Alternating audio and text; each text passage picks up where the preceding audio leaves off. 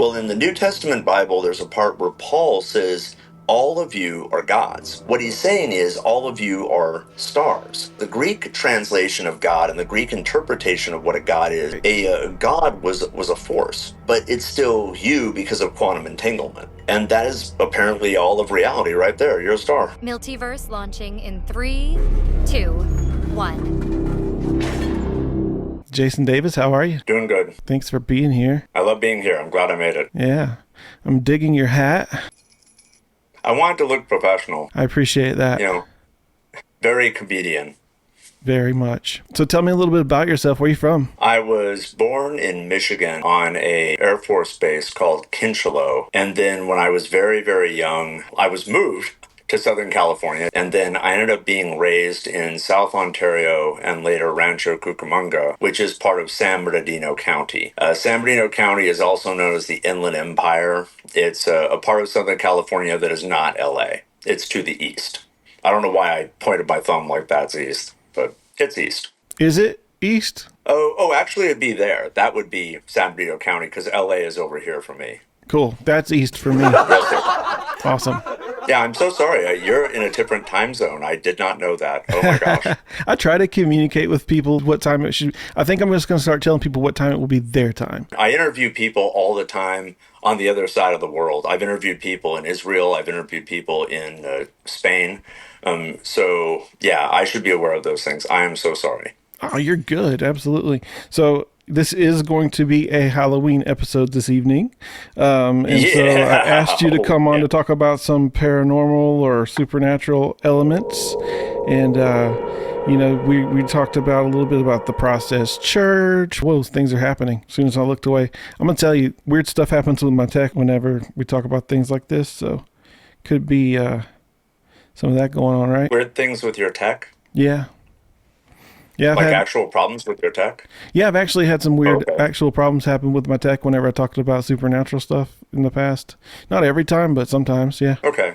Well, it makes sense. So tell me a little bit what, you told me that you understand magic, you grew up learning about it, you have some knowledge of the Process Church, and that has some ties to the Manson family. Let's start with what you know, and I'll ask questions along the way. Starting out, when you look at the history of California, but also rock and roll and the whole music scene of the 60s and the 70s. The 60s and the 70s starts to get into some really, really occult territory. If you do a YouTube search right now for magic or the occult or Satanism, 60s, 70s, you will find a wealth of material from that era. What a lot of people don't understand is in the 1980s, when you see this backlash where it's Little House on the Prairie or Avonlea, where everything is very wholesome, it was a backlash against the 60s and 70s, which introduced this occult element that got darker and darker until even the Rolling Stones had given up on magic and Satanism officially. Really? Yes, sir. They painted it black. It's a long story. You can look it up, the Golden Door incident in the Rolling Stones, and it's kind of like a watershed moment where they gave up on the occult. It scared the hell out of them,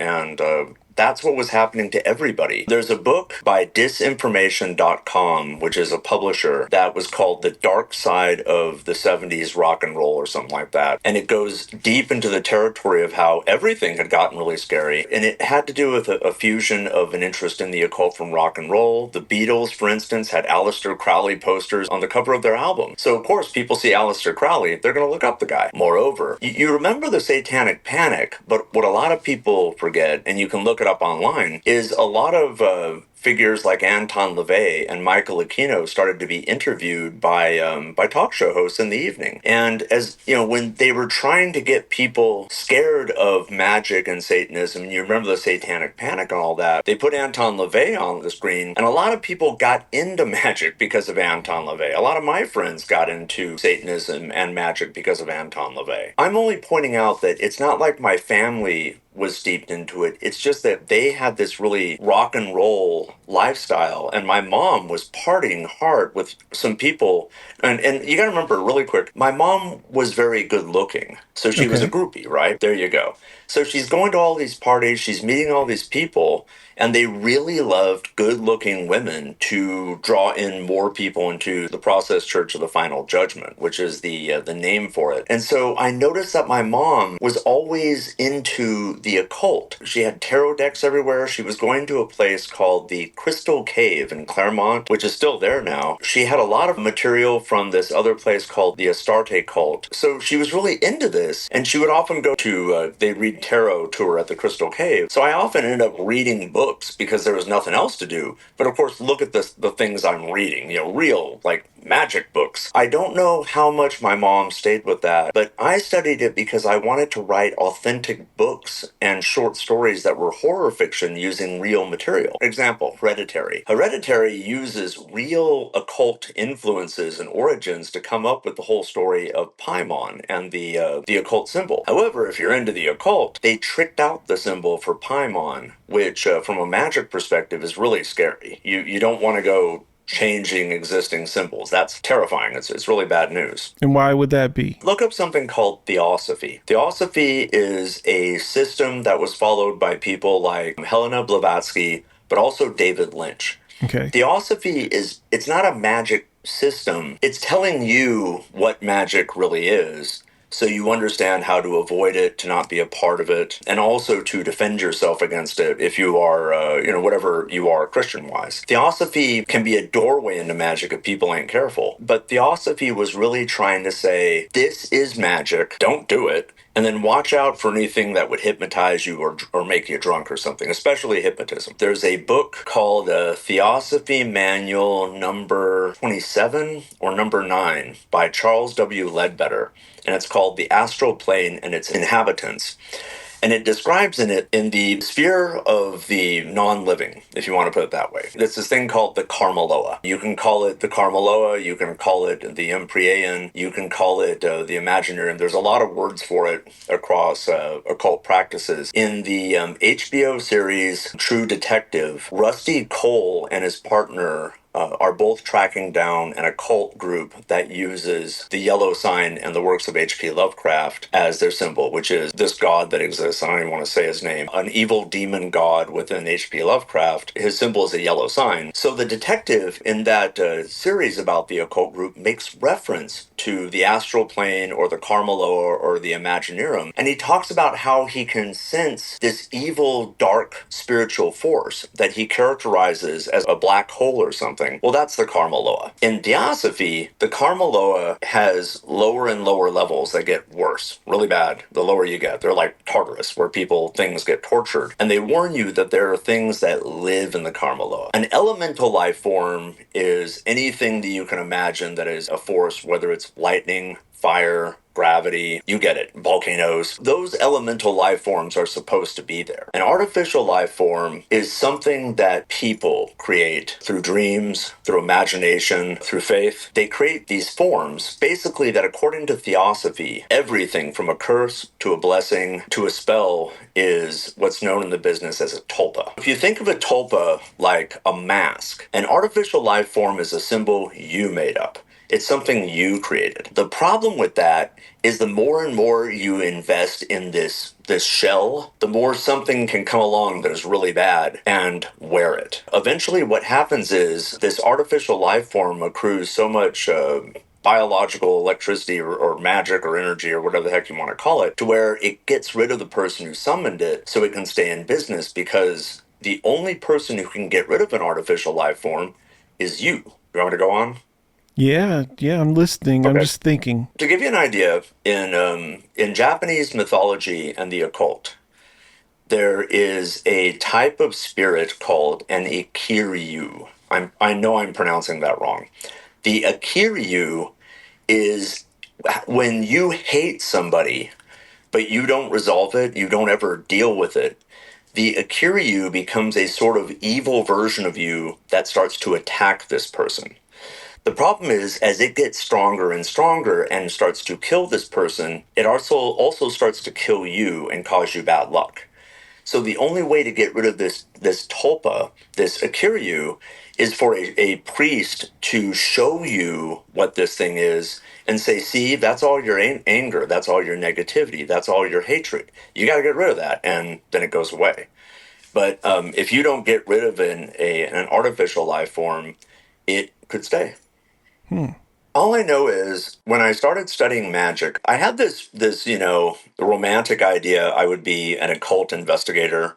And if you've ever read Hellblazer, I wanted to be that guy. I wanted to investigate the occult, to identify things and be helpful. But also I wanted fiction to be realistic, because when you read fiction and horror and the magic is just this random nonsense, there's no drama to it. But when you start to watch really good horror films, especially Hereditary, I'm giving the guy a big shout out.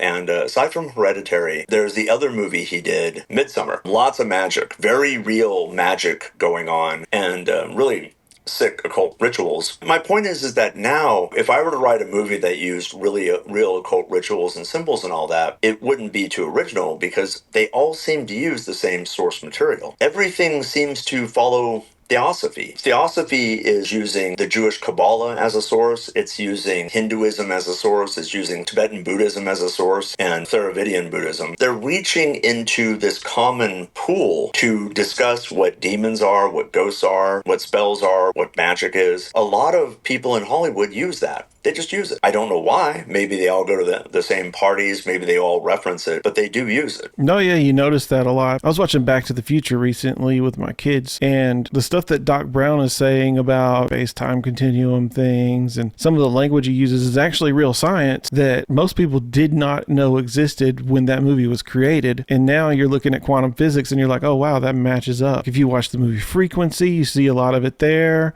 Frequency is a reference to the Montauk Project. If you ever research the Montauk Project, the story within the story of the Montauk Project is really terrifying, and it explains a lot of how the US government had a massive leap in computer technology during a certain decade. It's tied to the Philadelphia experiment. Basically, if you could set up a doorway through time to the future, they could then give you technology from the future to the past. You could then improve your technology, improving the future. They now have improved technology, which they send to you in the past, and that's what Frequency and the Montauk Project were talking about, that they had built a door through time, and scientists from the future were accelerating our technology to accelerate their technology, and then the door closed. Stranger Things is also talking about that. That's why they're getting into time now. Interesting. That's very cool. Oh, yeah. I had heard of that, but I'd not researched it at all. I'd heard about Project Stargate before. Joe Rogan recently had somebody on the show that was talking about some of the more conspiracy theory type things and she was like, yeah, there's files for this stuff. So if there's files for this stuff, then there's some truth to some of it. I agree. If I was the U.S. government and I wanted to keep things a secret, you know that people are going to find out things. Yeah. So what you can do is publish a lie and put out papers on the lie and make movies about the lie, and then everybody will focus on the lie and then never research why something really is.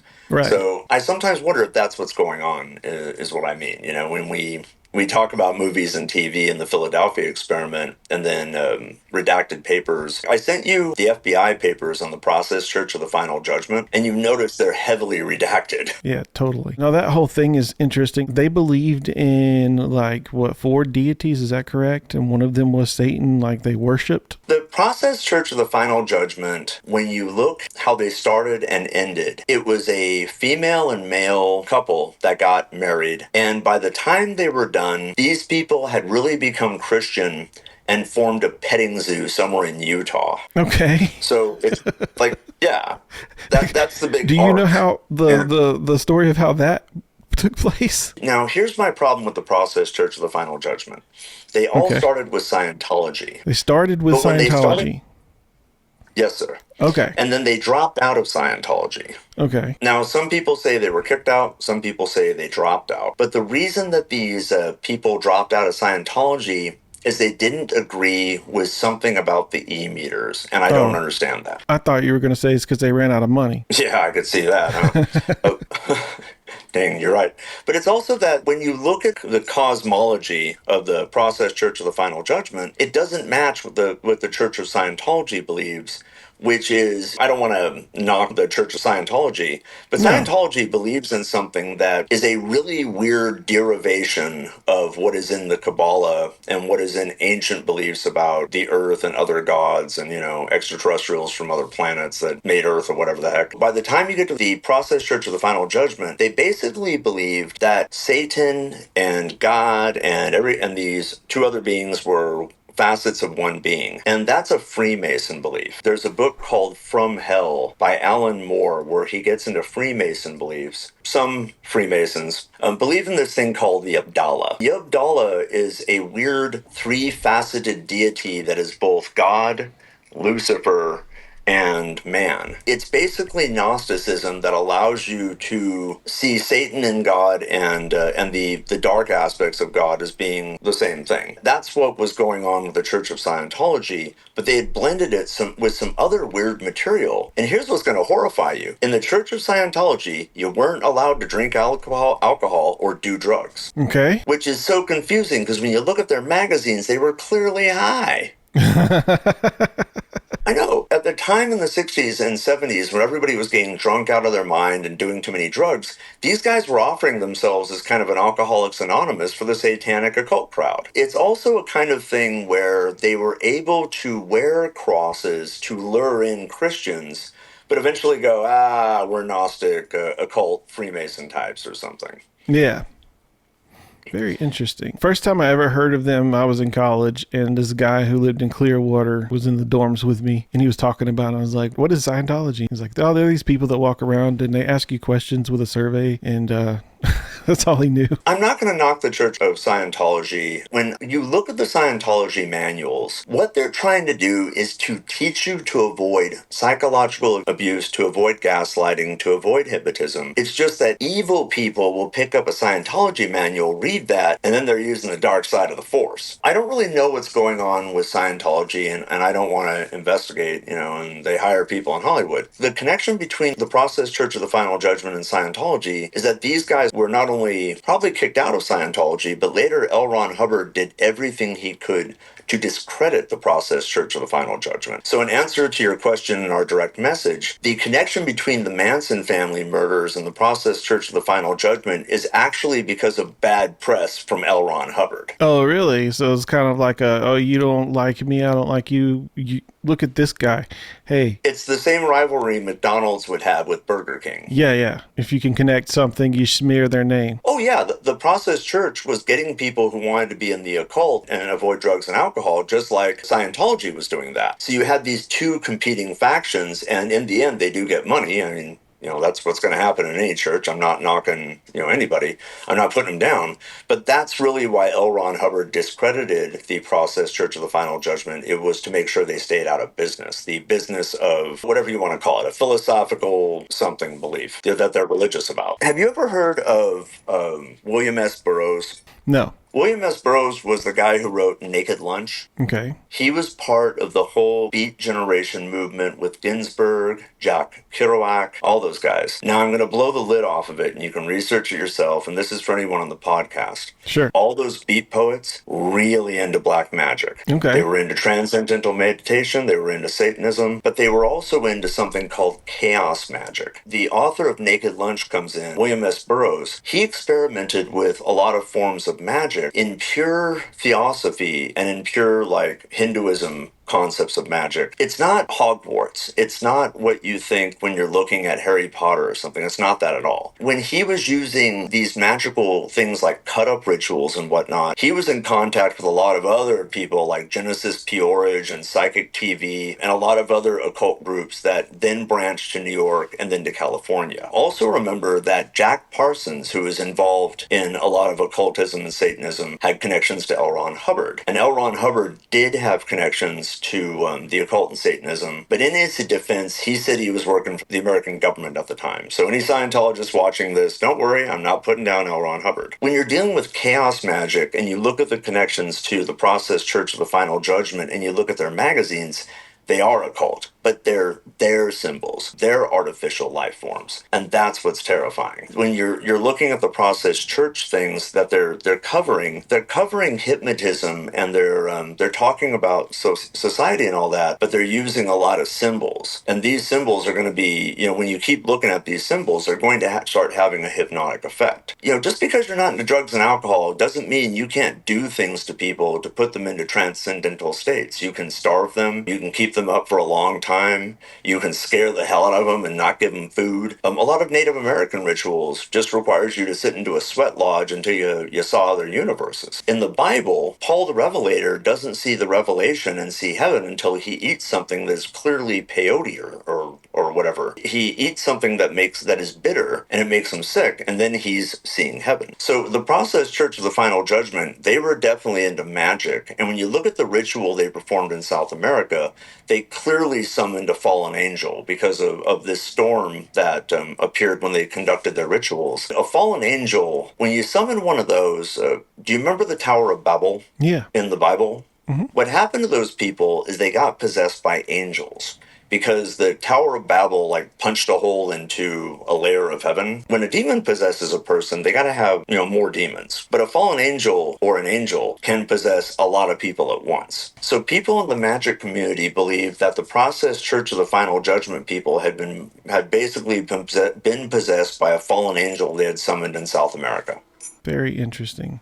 So the way that you speak, it sounds like you either have a high respect for all of these things, or you believe that all of these things are possible at the same time. In the end, it's all the same. A lot of people, they don't know what magic is. And so they begin to think it's different languages or different flavors like cooking. And they don't even consider the source word of magic. What every spell is, what every curse is, what every blessing is, but also what every imagined being is, that's just a topa. A topa in Christianity is not only, it would be Satan, because Satan is simply any sort of hologram or bioelectricity that is outside of the inside of the human consciousness. And the devil is just bioelectricity inside a person. To give you an example of that, in the Bible, there's a part where they go, "Hey, Jesus, we're casting out demons." And Jesus responds with, "I saw Satan fall as lightning." Now that's kind of a non sequitur until you look at what he's saying. I saw Satan, and he's lightning. Now, that's not to say that people have to totally believe that, but when the Bible talks about serpents and scorpions, they're not talking about snakes and bugs that bite you. What Jesus was referring to was a word that was understood in Judaism, in Hebrew, that was also a reference to Egypt cosmology and Egypt beliefs. Because remember, the Jews went over and spent a lot of time in Egypt. Right. And a serpent is a reference to the desert goddess of the death and magic and night. So it's a reference to Hecate, a scorpion is a reference to Hecate and therefore magic. Okay. So if someone goes, "I'm going to curse you," and sends a curse after you, that's the scorpion. That's a topa. A serpent is anything bioelectrical inside of a person. And that's why when you look at Egyptian mythology, they're showing light bulbs with serpents in them. Mm-hmm. They're telling you that is electricity. That's the whatever. That when they looked at a serpent, they would say the life force behind that serpent is just a bioelectrical bolt like it is for everybody. So magic in just the Kabbalah and Theosophy, in that realm of religious beliefs, because remember, there's India, there's Egypt, there's the Middle East. They're all close to each other. They all believe the same thing. They all believe in this concept of a curse being a topa, of symbols just being things that are holograms. And when you look at what quantum physics and string theory says about your perceptions of reality, and what your perceptions are about reality, magic makes a lot more sense. No, that's interesting, because for me, if you trace alchemy into chemistry, and then chemistry gives you the ability to make something like this iPhone right here, that's literally just a brick of metal and glass and minerals, right, that come together to make that screen show up, and I can communicate with this through telepathy and all these different things, you know what I mean? Like I'm carrying around Merlin's magic book right here. Have you ever read Greek mythology about Jason and the Argonauts? I vaguely remember that. I feel like when I was younger, there was a movie that I watched that had claymation monsters and stuff. I don't remember the story 100%. Within the myth, Jason has a shield, and the magic property of the shield is if he looks at the shield and imagines the location he wants to see, the shield is like a big TV screen that shows him that location. Now, that doesn't seem so magical. No, it's kind of like a tablet, I guess. I'm sure your phone can connect live to, like it's doing to be now. Right. For sure. So, I interview people for Witches Magazine UK, right? So tell me a little bit about that. I've always gotten along with people who are into the occult. I call them occultists. I'm not an occultist. I don't practice magic. But I want to research these people and interview them because you're seeing another resurgence of the occult and magic and an interest in witchcraft in a way that's never been done before. That's because we have the internet. Okay. And the internet is causing people to learn about it and abandon it with an alarming frequency. But it's also causing people to make money from magic. Yeah. And whenever I have, and that's always been that way. You grew up yourself seeing people who read the tarot and whatnot and are promised to be psychic on street corners. But what Miss Cleo, dude, you're absolutely right. Well, what's really scary is how these magic people, they're making a lot of money. Mm-hmm. There's a person online in New York City named Georgina Rose, and she's into Thelema, but she talks about magic in general. She goes under the name Dat Darling. Dat is a Hebrew term. It's from the Sephiroth. Mm-hmm. So it's actually pretty scary what her name is. Dat Darling is literally Death Darling. Oh, wow. Oh, yeah, scary. She is into Thelema, at least she was the last time I interviewed her. However, there's another woman that I was going to interview who worships Hades. Now, if you study Greek mythology, nobody in their right damn mind worshipped Hades. Okay. Nobody.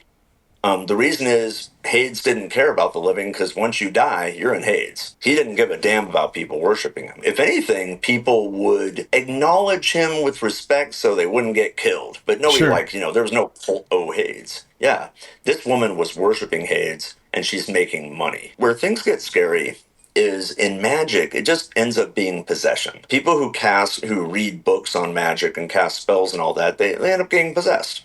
Okay. So what I'm worried about is this woman's apparently going to get possessed by Hades. Yeah. That's insane, man. and yet it's referenced in the book of Revelation. Yeah. The four horsemen. Yeah. And what follows after the four horsemen? Hades. Yeah. Hades follows them. Well, Hades is both a person, but Hades is also a population. Much as if I say, hey, Texas is coming to kick your butt, I don't mean there's this dude named Texas who walks around with a cowboy hat and he's like the superhero. Texas is a population of anyone living in Texas. Right. So when they say Hades followed the four horsemen, they're saying an entire population of the underworld is following, which means that she's apparently part of this population if she worships Hades. That's very interesting. So there are some people who say that the book of Revelation already happened in 70 AD. So that worldview, is that compatible with this worldview? The problem is it then describes that the entire world is destroyed in a fervent heat. It also describes a time when Jesus himself lives with the populace and Satan is confined in chains. And later there's a rebellion. And I don't see that happening. So when people say Revelation has already happened, now there is something that's important. The Revelation and the New Testament Bible and Genesis, those are all revolutions of each other. Okay. What I mean is, when you read, when most people read Genesis 1 and 2, they're not getting the full Hebrew translation, and that's okay. Genesis 1 says, in the beginning, God created heavens and the earth. Now, it ends with something that in the Hebrew language is known as a yod. A yod denotes a measure of time. A measure of time could be a day, an hour, or it could be 1,000,000 years. If I said Milty of Milty's World interviewed Jason, later he interviewed the President of the United States. If I ended with a yod, the viewer is just being told, all right, it doesn't matter how much time passed. He later interviewed the President of the United States. Okay. Could be a month. Yeah. Now, the next line in Genesis 1:2 is really complicated and quite horrifying. Genesis 1:2 says, and then the earth became Tohu va Bohu. Tohu va bohu means absolute annihilation, chaotic destruction, complete uselessness. The idea that these are pieces that are out of order and are never ever going to come back together except by the hand of God. Okay. But tohu va, oh yeah, horrible. Yeah. Tohu va bohu, though, when you translate it, it goes through a lot of different translations. And it's because Tohu Va Bohu is also a concentric circle of hell called Thodriel. Tohu Va Bohu also translates to Ahriman. It translates to Satan. It basically translates to, and then the universe became Satan. Terrible. Genesis 1:2 then goes on to describe the earth being reformed and put back together, and you can imagine planets coming back. Mm-hmm. So my point is, in the Bible, there's constant destructions. That Revelation is Genesis 1 and 1:2, but when there's a flood, the flood is exactly like Revelation. Jesus even says in the, so as it was for when I return, it's going to be like it was with Noah. He's saying that when Noah was alive and how things were with Noah, it's going to be like that when it's the end of the world. But we are never told what the world is like with Noah. That's true. That's very we true. We know that he has a ship made of some sort of wood that people have never seen before, can't find. But we do know one thing about Noah. That Noah was the last of his generations that was pure, which means that something is going on with genetics. Yeah. Now, when people think, oh, well, there's going to be, cloning and all that, something else that messes with genetics is cosmic radiation. Okay, tell me about that. If you study science, radiation causes genetic alterations that could then cause mutations and therefore mutants. Okay. But lasers can also be used to manipulate DNA. So I'm pointing out that when they say that Noah is the last of his generations that are pure, it could also be that these people have diseases or cancer, that cosmic radiation gave them cancer. There's a lot of, I don't really know what the language is at that point, so I can't tell you a guarantee, but Right. It could also have just been cloning. Yeah, there's endless possibilities because we don't even know how long ago Noah's day really was. Because if you really think about it, you could go back 100 years and wipe history and rewrite it to be whatever you want it to be for the people that are here now. Mm-hmm. And I'm not so sure that that's not happened at any point. Well, that, and now here's where it gets scary. The Bible cites Egyptian mythology. The Bible cites Babylonian mythology. And the Bible also cites mythology from Babylon. And if you ever read about the mythology that they have, it corresponds to Hinduism. Now, the Mahabharata and the Rig Veda and all these works of the gods that live in this area, they seem to describe the gods as people from other planets that came down to Earth and populated the place. But before that, now here's the explanation for Genesis 1:2 when the world blows up. A long time ago, according to Babylonian mythology and people who lived in that area, so we're also including the Egyptians, they firmly believed that the Earth used to be a really big fracking planet called Tiamat. Tiamat, the planet, was eventually destroyed by another force called Ahura Mazda, which appeared to be a sort of race of people that came from someplace else. Okay. And they showed up and they blew up the Earth. Marduk and Tiamat being at war with each other, Marduk, when you read about him, he could once again be a term for a group of people from another planet. And the more that you read the Rig Veda and Mahabharata and Egyptian mythology, it starts to sound like science fiction. Mm-hmm. In fact, you have to embrace science fiction to understand Hinduism. Very interesting. Yeah, because isn't there one deity that while it's asleep, everything exists, and when it wakes up, everything disappears until it goes back to sleep? There's a deity like that where everything is a hologram.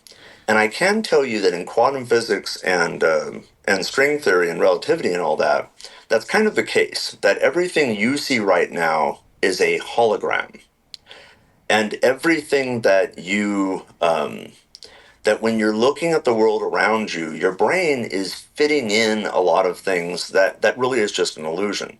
Like, let's show you some magic, okay? What is the third eye? Your pituitary gland, right? It's a pituitary gland, that's the internal part, but there's something else to it. When you are looking at the world, I'm not doing an occult sign, I'm showing you something. There's a pyramid in front of you, a triangle that Okay. goes like this. It is the dead part that your eyeballs can't see.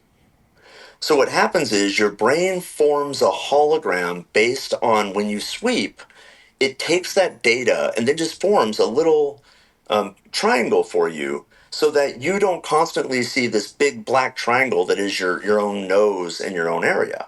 That's a hologram. Now, people who are good at magic, and I'm giving away magic, but whatever, will make sure that this holographic spot is resting on the Ouija board or the crystal ball or whatever they're working on, because that's the third eye. Your third eye is that weird holographic space. And most magic people don't even know that. They don't know that. But if you look at psychology and quantum physics and string theory, they're already telling you the world is a hologram. You are making a hologram, but you also influence this hologram. And when you study things like quantum entanglement, that's where magic gets into place. That's where magic starts to on a scientific level, have proof of its existence and works. Yeah, I've kind of suspected that, I guess my language wouldn't be magic, but I can see where it's similar to the same thing.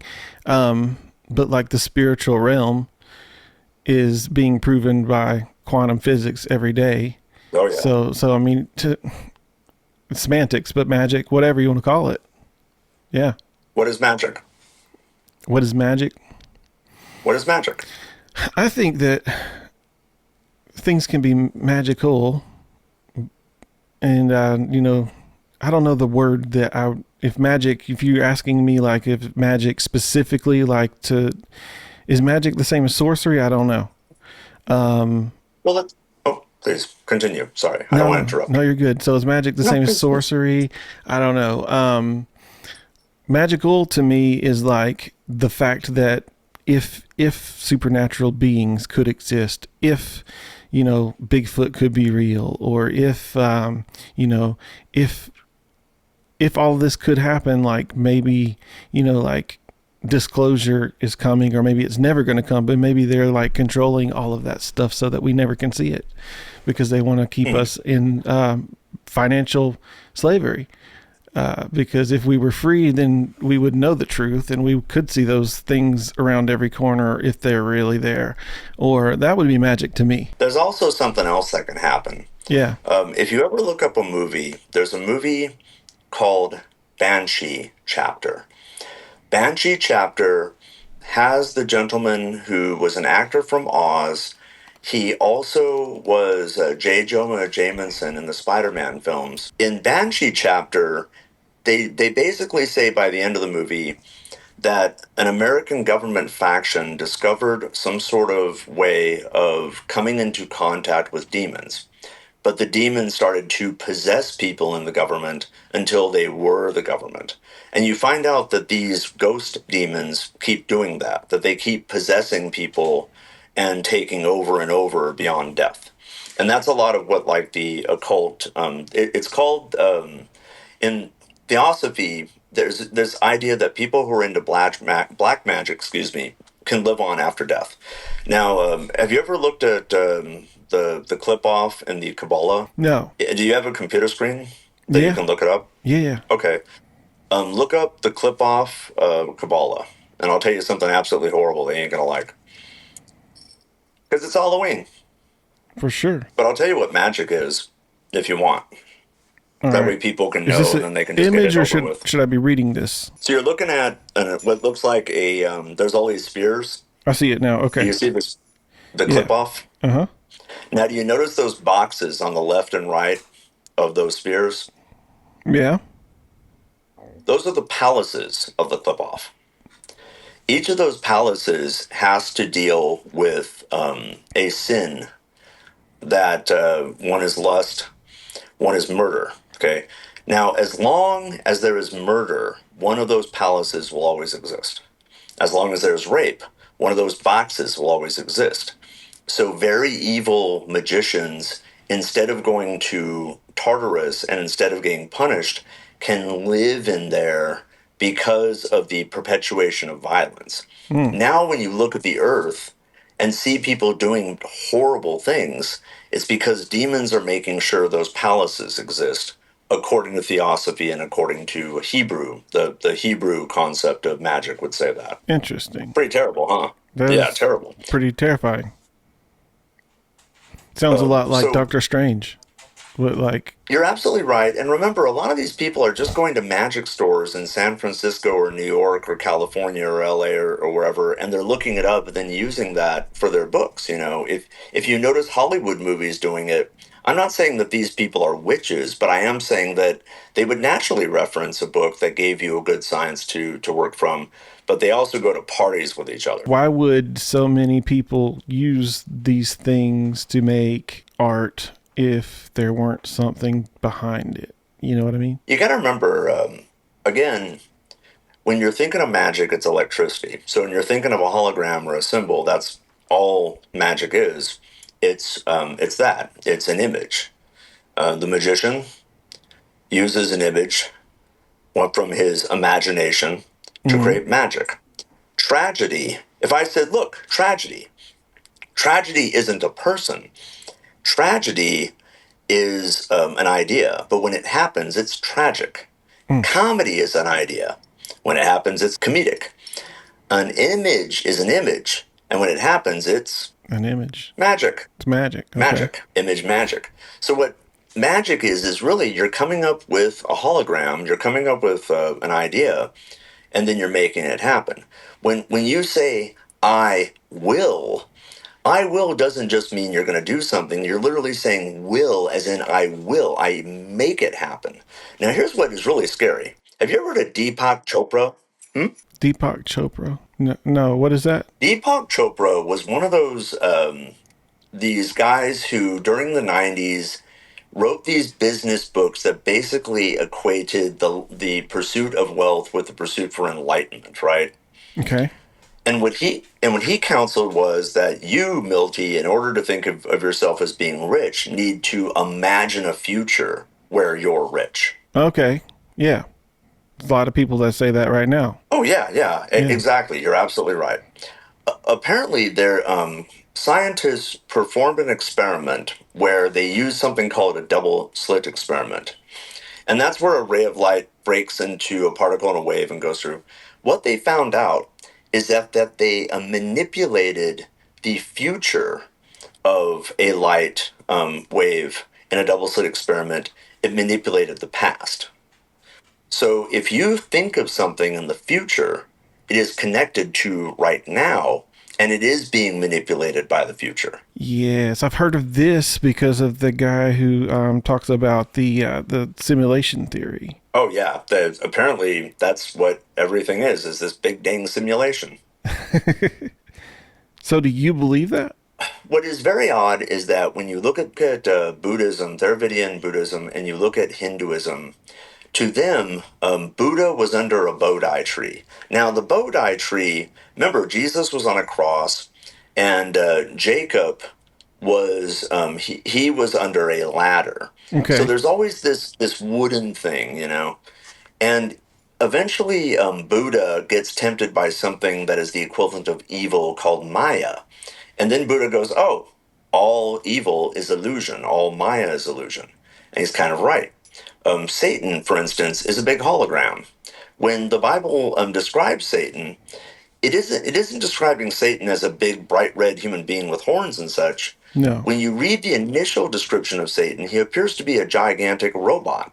When he blows up, after that, they go, he has been transformed into an angel of light. An angel of light is a hologram.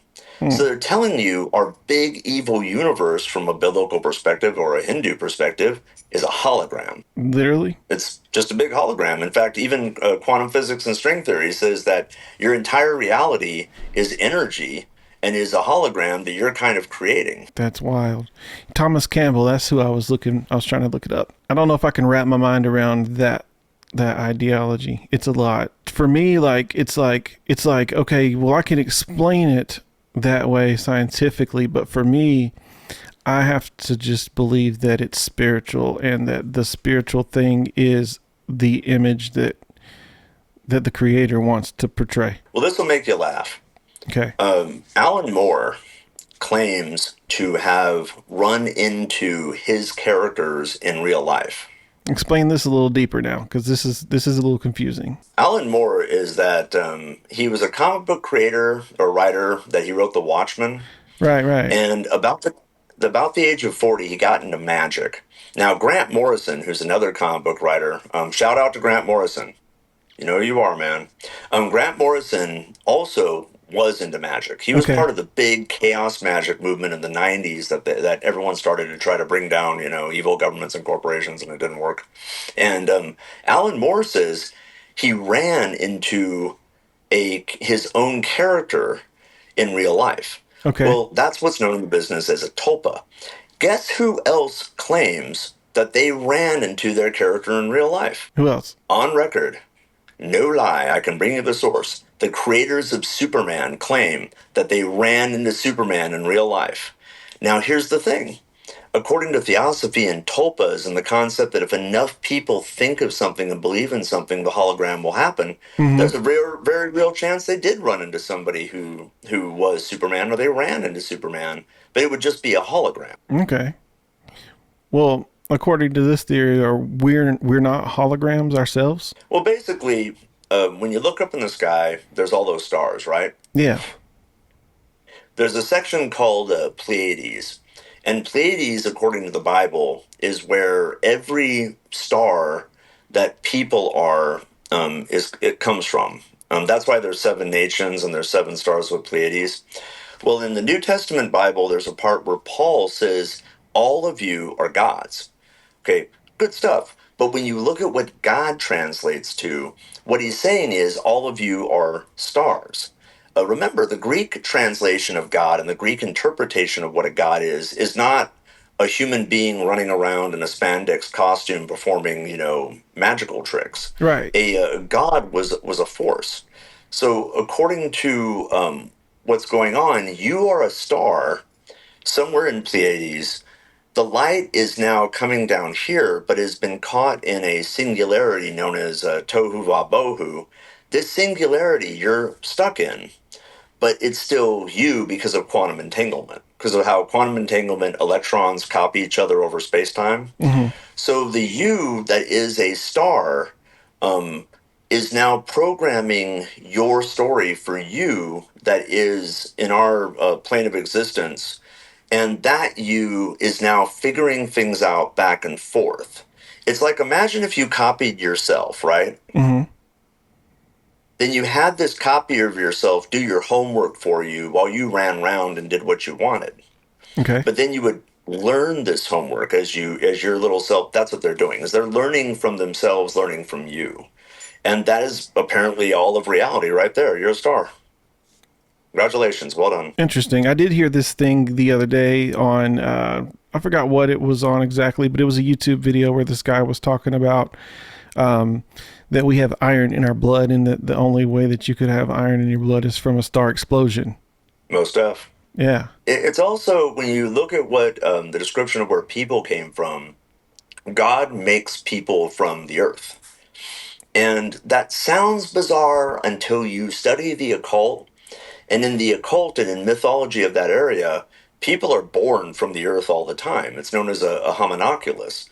But there are also other forms of spirits, like a dryad. A dryad is a spirit of a human based on a tree. Well, guess what? The Hawaiians believe that, and people in Native American cultures called them duendas. So there's this concept that you can have a genus locus. A genus locus is a sort of holographic spirit tied to an area. Well, once again, that's just a hologram. It's an idea. It's a tulpa. So is that like what totems are? Is like tulpas? Like a representation of a thing? I can tell you that when you're dealing with totems and idols, what usually happens is if you have a relative from a very, very long time ago, and he stares at an idol, and then you stare at that idol, your mind and that mind is connected through the Karmaloa. And through that idol, you can then start transmitting yourself. Now, here's something that's scary. You can look it up on YouTube. You can Google it. Voodoo people who are hardcore into voodoo, and this is my African brothers and sisters. Love you, African brothers and sisters. The people who are into voodoo will counsel white people, and they will say, do not use voodoo to transmit our spirits. You'll frack and explode. There was apparently years ago, I'll send you the articles. There was a problem where witches got into voodoo, but they were Caucasian and they were getting blown up or going insane or something. Oh, So wow. it has to be, oh yeah, that you basically you transmit these spirits, but they got to be connected to your lineage. It's not racist. It's just like wiring. Yeah. Wiring ain't racist. Wiring is just wiring. Right. So that's why oh yeah, and that's why totems and idols and symbols and all of them, even the Bible counsels that you got to burn idols down. You got to burn those things down because they're connected through space-time. And you notice that in our modern world, there's always those symbols. There's symbols of Saturn, there's symbols of other gods and goddesses. Yeah, I didn't know about much of any of the things that we've talked about today. That's why I was excited to talk to you. Yeah, man, this has been so much for me to digest, and It's crazy. I want to probably do it again sometime if you've got more that you could share. Sure. Yeah, and maybe we could just talk about comedy next time. Oh, would love to. Comedy, comedy, comedic. Comedy is a miracle. It's a form. I don't want to say it's magic, but when a comedian comes up with a joke and then makes you laugh, there you go. That's exactly what we've been talking about the entire time. I love it, man. Well, thanks, Jason, for being here. And is there anything that you Yes, want to sir. say to everybody before we call it a night? I would like everybody to check out my good friend who's a comedian named Steven Marcus Reliford. Steven Marcus Reliford is putting on a show called, it's October. They won't even know that. Well, yeah, look up Steven Marcus Reliford. He'll It's be doing going to be something really videoed, cool. right? He's always making videos about stuff. So He's always touring. Please, wherever you are in the future, check out Steven Marcus Reliford. He is a great comedian and a friend of mine. yeah, got a good heart too. And he was on the show. So check that Yes, episode sir. out if you want to learn a little bit about him. And thanks again, Jason. Thank you, sir. Anytime you wish, call me up. I love talking to you. Absolutely.